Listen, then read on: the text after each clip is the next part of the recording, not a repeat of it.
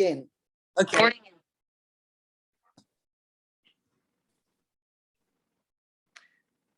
Good morning, Wallis. Good morning, Simon. This is fun, isn't it? Isn't it fun? Woohoo! This is Simon interviewing Wallis Patterson for my first interview for Bold But Not Old. Wallis, you fascinate me in many ways. Over the last few years, you've become an influencer and a bit of a fashion icon. Was this planned or did it just happen? No, I think it just happened. I think it was a natural progression of, you know, where I was and where I was going, and the fact that I've always been interested in clothes, and I've been interested particularly in style and how we express ourselves through our clothes. And you know, on many occasions, Simon, I've noticed how, you know, depending on my moods, you know, I get into my dressing room and I think about, you know, I might pick out a pair of shoes and start with that, or I might pick out a piece of jewelry and start with that. It doesn't always, you know, it's not always starting with a bit of clothing. But I think what it does start with is my mood and how I feel and how I want to express myself for the day in what I'm putting on, whether that's a really, you know, jaunty sort of feel and I'm feeling really upbeat and yeah, you know, or I'm feeling a little more subdued, and I think, you know, for all of us, you know, we have the opportunity then to express that mood for ourselves. So is there a Wallis style? If you had to define it, how would you define your style? Are you eclectic? I think it's like my decorating. It's just eclectic. But I do love layers. I have to tell you, my family always say to me, you know, you're the layer queen. You know, it's a layer cake. I love the layers. And so, you know, I'm just always looking in my wardrobe and going, you know, this goes with this, goes with this, try this with this, you know, all sorts of things. So as long as I'm able to layer my clothes, you know, I'm as happy as a pig in, you know. The gender neutral look that you get so much of the time, you seem to naturally combine clothes that some people see as masculine with things that are quite feminine and frivolous. Where did that start? I think it came from early years and my wanting to be a boy. And I saw that men's clothes were so much more interesting than women's clothes or girls' clothes. And certainly as I got a bit older and got into my late teens and early 20s, I thought you know, the 40s style, you know, the clothing, the men's pants and jackets, and it was all so much more interesting than women's clothes. So I wanted to be in on that, and I did get in on it, and, you know, took quite a bit of flack and people saying very unkind things to me. But, you know, that was a nice phase that I went through. But I think that morphed and I developed then my own particular style. And I still wear ties. I haven't worn a bow. Oh, yes, I did wear a bow tie recently. But I still wear those things, and I, you know, do them with flair, and, you know, I'll do all sorts of things with them. So that style, that love of those things then became mixed into my own individual interpretation of that. So as it is with us all. What's the most outrageous thing in your wardrobe? The most outrageous thing in my wardrobe. The most outrageous thing I think in my wardrobe is, well, it'd be a toss-up between the coat that I wore for my book launch, and I actually had it on in the book, which is this really over the top outrageous coat. And another kimono-y coat type thing I have that's really super bright. It's a bit Versace-ish. It's not Versace, but it's that sort of style. And I've got a pair of sneakers, high top sort of sneakers, that are almost identical to the coat. And I've worn those together. It looks amazing. Looks fabulous. So I do love it. you want wearing today? Do you want to show us what you're Oh, wearing? okay, I've decided to do, look, I walked past some things in my dressing room and I saw these pearls there and I've been going to wear them, but I hadn't worn them. And so I decided to go with the pearls today, the pearl ring, pearls, pearl earrings. And I've got some designers I absolutely love. And I like the lesser known ones. I do like some of them, the well-known ones. I like Versace and I like Gucci, and there's some of the modern, some of the well-known ones I love, but I don't particularly spend the money and buy those unless I go to an op shop or I pick it up somewhere. But I like lesser known designers. So there's a fabulous label in Germany called Rundholz, and these are a couple that are very out there, and they live in a farmhouse outside, Hamburg, and operate from there, and they put out some amazing clothes. And then there's this fabulous Japanese designer called Moyuru, which I've got on today, and I just absolutely love their things. And there's a nice French designer called Kriya. But today I've got Moyuru on, and it's short at the front and sort of flowing, and it's long at the back.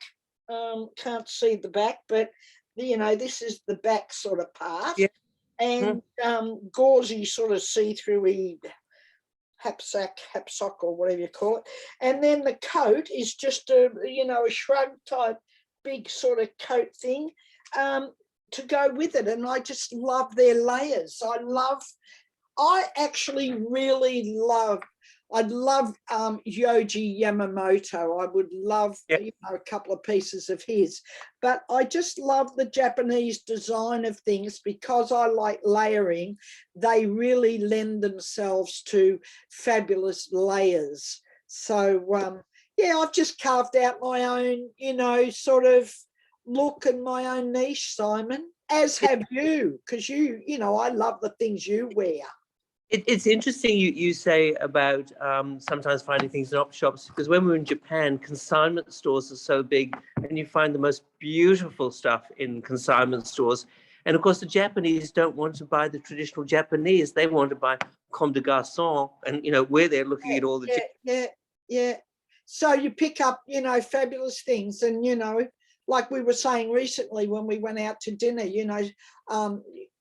Stephen had on that, gorgeous kimono that he had on, which was just absolutely fabulous. So I love things like that because I think a single piece like that can totally change an outfit, and you can wear it with a pair of jeans. It's really about how you put it together and how you interpret it. And there's people who wouldn't even think about doing that, but you can, and you can put it on with a pair of, runners or a pair of, sneakers. I sometimes wear dungarees and a fur coat. Looks fabulous. Oh, absolutely. Look, I love your energy. Do you think life gets better as you get older? Oh, totally. If we allow it, if we let it. I think that we have a tendency, or a lot of people, I see a lot of people who have a tendency as they get older to take on what society says and how society pigeonholes, and they go along with that. They let people's opinions and they let opinions get in the way of who they really are and what they'd love to have a go at. I've spoken to so many people, Simon, over the years, and I walk away with such sadness and a heavy heart because I think, I've spoken to people who just, they long for something and an expression of themselves to do something, and they won't allow it because, they've got an opinion about what somebody else has said, or they're just too frightened, they're too fearful, and their fear, gets in the way. And I think, well, somebody said to me recently about, what I'm doing and, different things. And I said, well, what the hell else? I mean, what else is there? Okay, so what inspires you, Wallace? What inspires you? Is it like a beautiful piece of material, or is it the garden, or is it what inspires you? I'm a very visual person, Simon. So I'm not. I'm inspired. I'm inspired. I'm very visual and I'm very tactile. So I'm inspired by, the look and feel of things. Yeah. I'm inspired by fabulousness. I always have been. I don't know where that comes from, but I just love beautiful things. I love looking at beautiful things. I love beautiful chairs. Oh, if I had a huge house, I'd buy more chairs. I love chairs. I love chairs and I love big oversized pieces of furniture. I love everything fabulous, everything big. Yeah. I couldn't imagine myself. I've gone places at times and people have showed me little fine pieces of jewelry and that, and I've gone, oh my God, where would I put that? You're Where would I see it? You're not the star, you. Oh no. And I'm not a wilting violet either. I leave that to someone else, and that's okay. It's okay. I don't care what people are, but it's not me. I'm not a wilting violet. So, if that's what people are looking for, well, then they best not come to me. So let's talk a little bit about Bold But Not Old. What do you think are the main achievements you've so far for the movement? I think the achievements are bringing a lot of people together to produce that book, Yeah. Bold Not Old, which was, fabulous. I think it's a fabulous book. Yeah. I look at other books that have been produced in the world by other people, and I think the Bold Not Old book is as good as, if not better than those. But I think that, and it's interesting, sometimes, Simon, you look at life and you go, oh, what the? Why did all this come along now? COVID came along just after the book was, released, and I'd moved house, and I had this great plan that in the early part of the year, I would be, I was already talking to people. I was already rounding up, talks to do at garden clubs and all sorts of areas, and going off the country areas to do talks. So I was really, looking forward to that, having my, soiree lunches, so to speak, getting a few people together, having a chat, networking, because I found over the years that as much as I can do the online thing, and that's all good and that's all well and good, me personally, I think am better. And I don't know how this is going to fit into the future. I might be a bit late or something. I don't know. But story of my life. And but I sort of think, well, I'm better in front of people, and I'm better in person than I am, on on a Zoom call, or on a,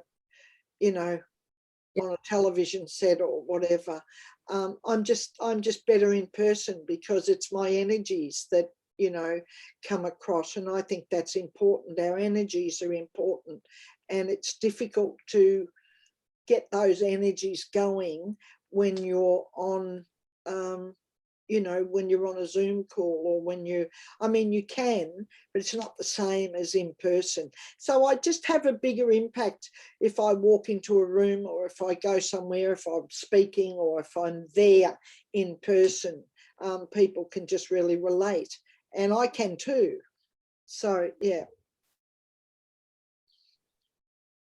So what's next for Bold But Not Old? What's planned? What's next?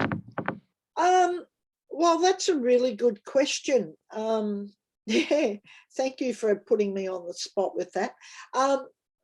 Let's go over what you've already done. I mean, you've already had the book. You've already got a magazine coming out every 2 months. You've already started to influence people in terms of fashion and style. You've got your name out there, as well as the movement out there. I remember a pink car driving past with your portrait on the outside of it. You've certainly networked across a whole lot of people and brought people together. What's next?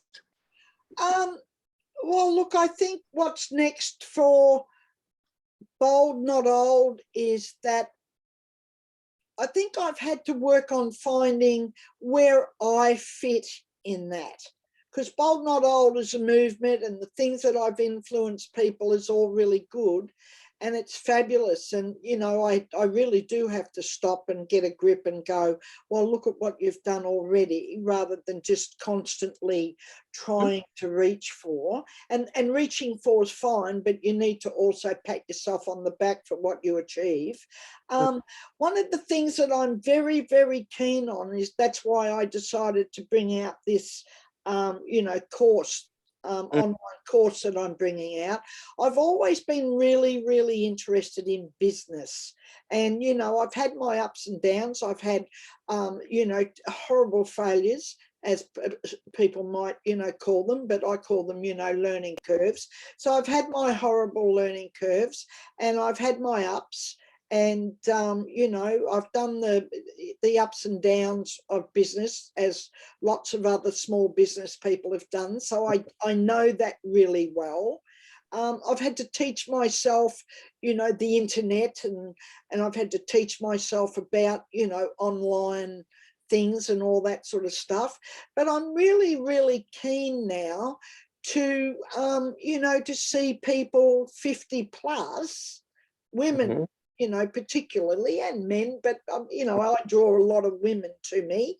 But I'm really, really keen to help those people, and be paid for it, but help those people, you know, start a business for them, get their business online, see that, you know, within each and every one of us, we come with a great gift. And what is that gift? And I had to really search for that myself. It's a bit like it's in our DNA. What is it? Do you think it's harder for women to be taken seriously in starting their own business? Look, I think that, you know, some time ago, I would have agreed with that and said yes. But, you know, in all the research that I've been doing and the things that I've been reading and looking at, the fastest growing startup business sector in the world, women 50 plus. That's fabulous, and that needs to be put out there. People need to know that. So, Yeah.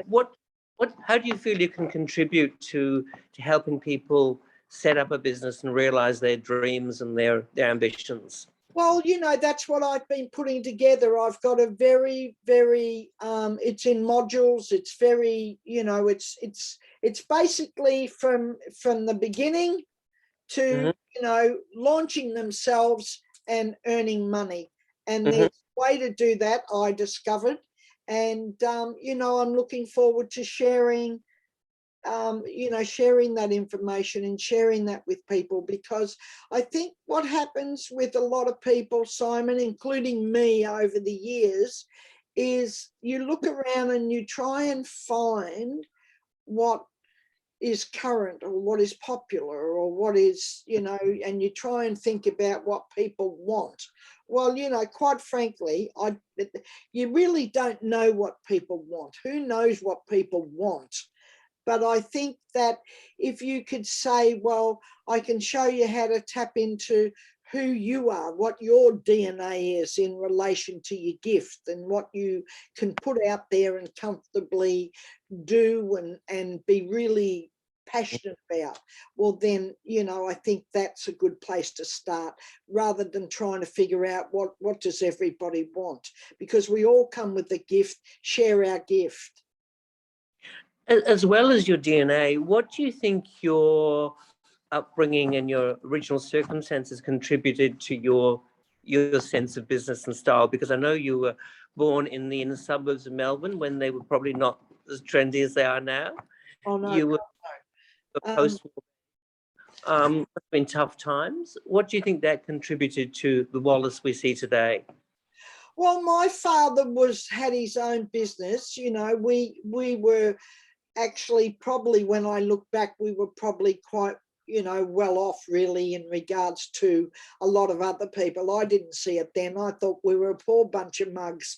But, you know, when I look back, I see that we actually weren't. But my father worked you know, very, very hard. And I was brought up, you know, like a lot of other people, drummed into me, if you work hard, you'll, you know, you can, you know, get whatever. That Yep. didn't particularly apply to women because you weren't encouraged to work. But, you know, because you had this man in shining armor who was going to take you away, you know, and provide you with the private jet and the, you know, the private island and, you know, all the dreams that we had as young women. And we didn't get it. Did you ever meet your knight in shining armor on a white horse? Oh, God, no. God, no. No. You know, look, I'm such an individual, and I'm such, you know, I've always been very entrepreneurial. I'm not sure where that came from. Perhaps I was born with it. Perhaps I came with it. Perhaps that's one of my, you know, one of my things. And I'm sure it is. That's in my DNA. I mean, it's stuck in there. You know, it's been the bane of my life in lots of ways. You know, I'm this bloody entrepreneur. I see, you know, opportunity, and, you know, I see things in everything. So I think that, you know, that's a bit of a gift, really, that I came with, that and the ability to, you know, make things out of, you know, nothing, so to speak. I saw all these fabulous homes and all these fabulous things, and I was as poor as a church mouse. I couldn't have those, but I worked out, you know, how could I have them, or in what way could I have something similar? So I think out of that came this creativity of putting things together. So what made you jump? What made you start becoming the entrepreneur you are today? Anything? Well, look, it started as a kid, because when I was at school, I, you know, reared and sold guinea pigs. Stole? Sorry? Did you say you stole them? No, sold. I thought you said stole them. Yeah, okay. Sold. I reared and sold guinea pigs. And then, you know, I reared pigeons, and I always had some entrepreneurial thing, you know. I mean, you know, I mean, I got into mischief like a lot of other kids. You know, I don't want anybody catching up with me on the fact that I took the lead off their roofs and sold it. But, you know, I was always into making money. You know, I was always into very entrepreneurial things. What could I do? What was out there? What was there available? And in those days, you know, there was a lot of scrap yards and places where you could sell, you know, scrap metal and scrap and all that sort of thing. I think I was a bit of a, you know, a steptoe, really, in some ways. So I'd always been, from as long as I can remember, I'd always been, you know, I'd always been fairly tenacious and headstrong and you know, entrepreneurial. If I saw the opportunity to put something together and make $1, I would. You've come a long way from being a steptoe. Tell us about the favourite thing in your wardrobe. My favourite thing in the wardrobe, oh, Simon, look, you know, that's very difficult. I have a lot of things I really, really love in my wardrobe. I don't know that I have a favourite thing, but I do love the fact that I have lots of things that I can layer and lots of things I can put over top of other things. And I'm always trying out things. You know, I went and had my eyes tested this week, and I pulled out a pair of shoes that were a little bit more summery, lovely pair of shoes, in tans and bone colours and gaps in them and lace up, and they're really quite gorgeous.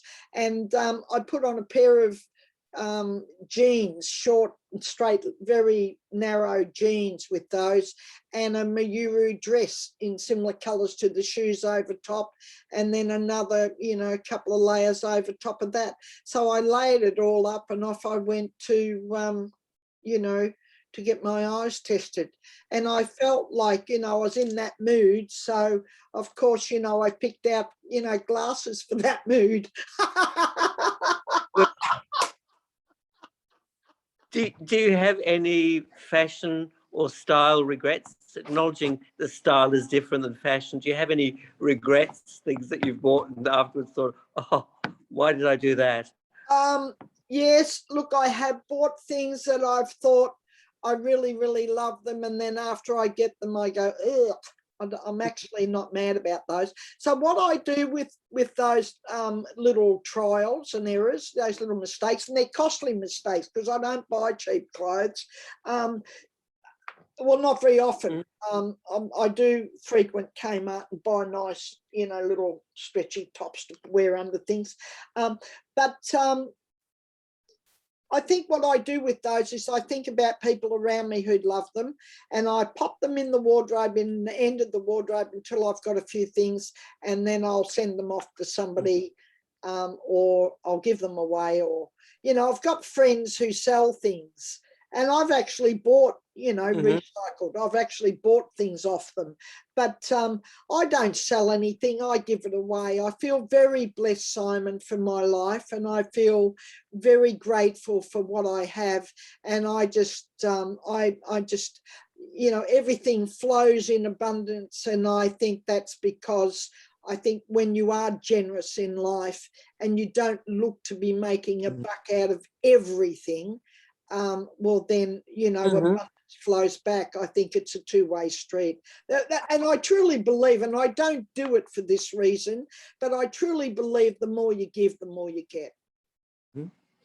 We've talked a little bit about your sense of style with clothes and things.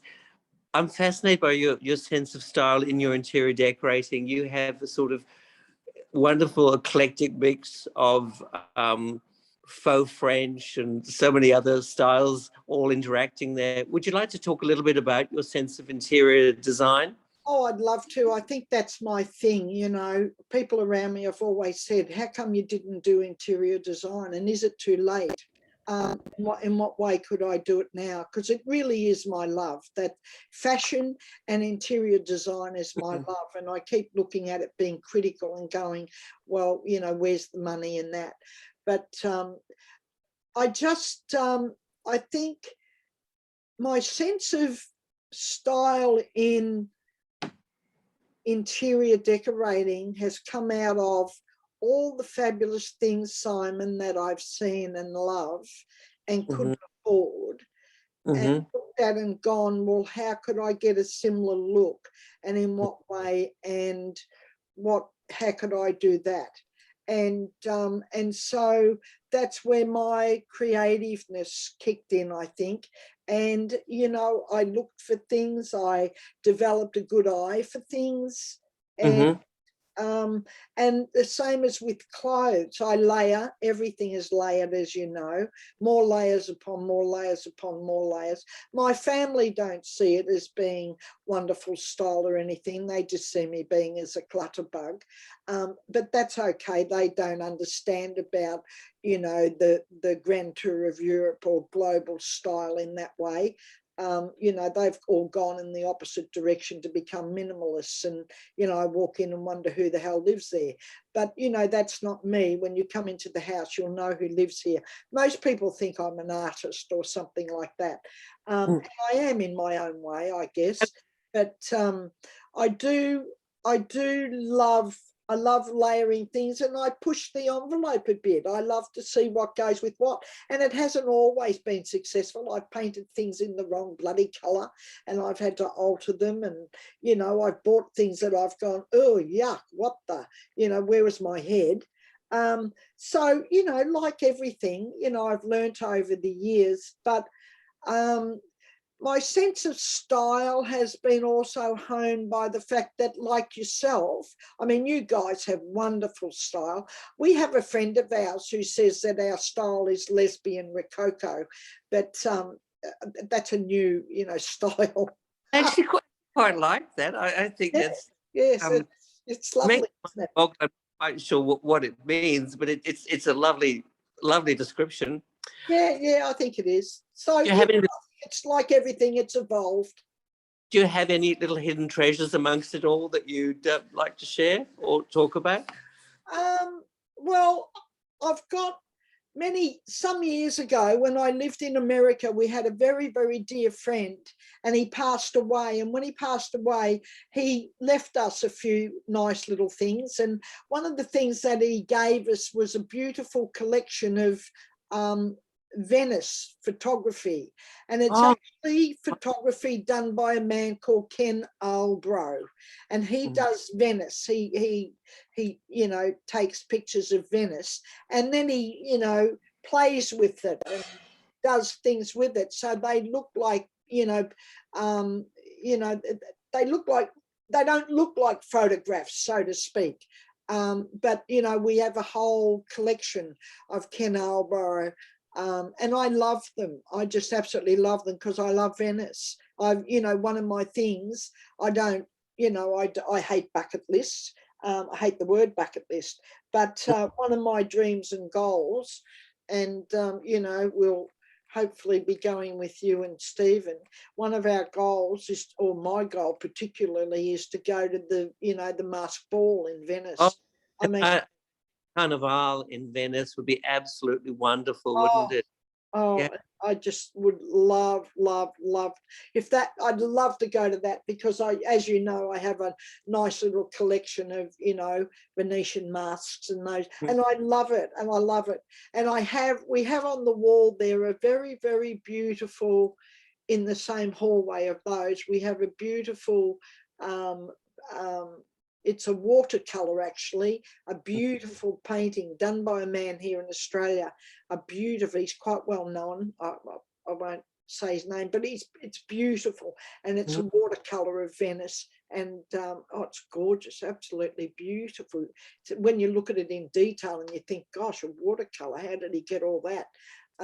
But yeah, it's beautiful. So look, little treasures. I have some nice, I'm very keen on furniture from the Carolinas in the US, because that's where a lot of the German manufacturers and a lot of the, you know, manufacturers of beautiful furniture in the world came in to live and develop. And so you've got, you know, fabulous Henredon, and you've got, you know, fabulous Pulaski furniture, and you've got beautiful furniture from the Carolinas. So we bought some of that with us. So I love those sorts of things. I always said I'd go back. I have a friend who's got a huge, big antique mall in Washington, and I've always said that, and I used to have a stall there, a nice little shop area, that I sold a lot of things out of and collected along the way. But I always wanted to, you know, go back and collect a whole container full, and you know, ship it in, and then, you know, set up a pop-up shop or something and sell up beautiful things, because, you know, the mix and match. But I'm not sure people understand the style. You know, people are so, they go to display homes and, you know, they just want their homes to look like the latest display home they just went into. And, you know, I just don't decorate like that. That would be very difficult for me to. That's a bit of a motel look, isn't it? Like, you know, Yeah, you know, it's. Paris Hilton. Yeah. Yeah, it's very ordinary. But yeah, look, I think that is our sense of style. If I can say this to anybody that's going to be listening to this, you know, allow yourself, give yourself permission to try things, to try on things, to do things, to just have a go, and don't get attached to the outcome. It might work out fabulously, but it might not. And that's okay too. That's fabulous advice. I suspect our time's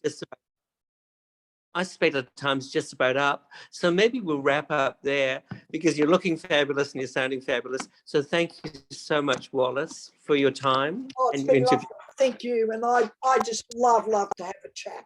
So I'll end off the recording and then stay on for a minute, because I'll chat with you.